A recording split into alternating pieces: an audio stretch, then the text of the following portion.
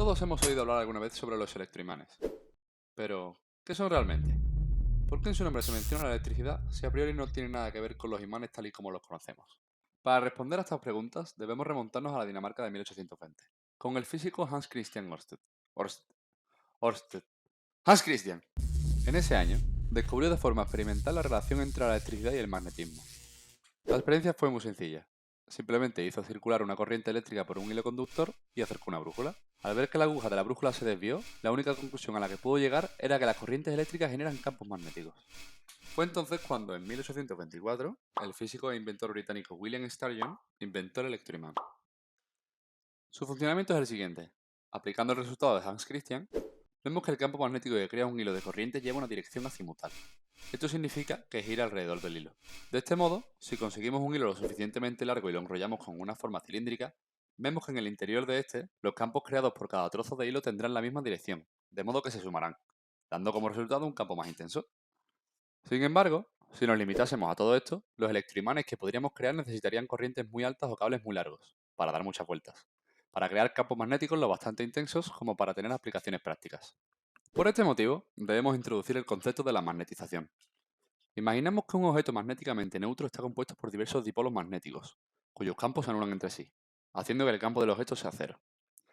De esta forma, si le aplicamos un campo magnético al material, estos pequeños dipolos se orientarán en la dirección del campo, haciendo que, cuando sus campos se sumen, en vez de anularse, creen un campo que se sume al campo externo.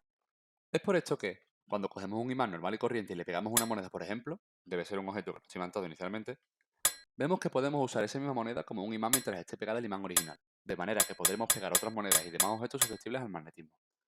Si utilizamos esto en nuestro electroimán, damos con el concepto de núcleo, un material fácilmente magnetizable en el interior del cilindro que refuerza el campo creado por este. Entonces tenemos nuestro núcleo de hierro, nuestro hilo conductor, importante que sea grueso para que tenga poca resistencia y largo para poder dar muchas vueltas a nuestro núcleo de hierro, y una fuente de alimentación. Como dije anteriormente, para crear nuestro electroimán necesitamos enrollar nuestro hilo conductor alrededor de nuestro núcleo de hierro. Aquí tenemos nuestro electroimán ya montado, a falta de conectar una pinza a la batería que utilizaremos como interruptor.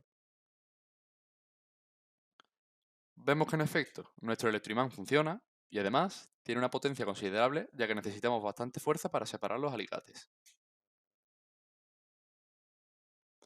Con los clips vemos claramente el fenómeno de la magnetización, ya que cada clip se convierte en un imán gracias al campo creado por nuestro electroimán. Si cogemos un material no magnetizable pero conductor eléctrico y hacemos una anilla que colocamos alrededor del electroimán, el campo del electroimán inducirá una corriente eléctrica en la anilla, y esta corriente, a su vez, creará un campo magnético que se oponga al campo del electroimán. Si la anilla es lo bastante ligera, podemos encontrar un equilibrio entre la fuerza magnética y la gravitatoria, haciendo que levite. En conclusión, vemos que la electricidad y el magnetismo están estrechamente relacionados. Tanto que a lo largo del siglo XX se descubrió que el magnetismo no es más que la aplicación de la relatividad especial a las corrientes eléctricas a escala microscópica. Pero eso es una historia para otra ocasión.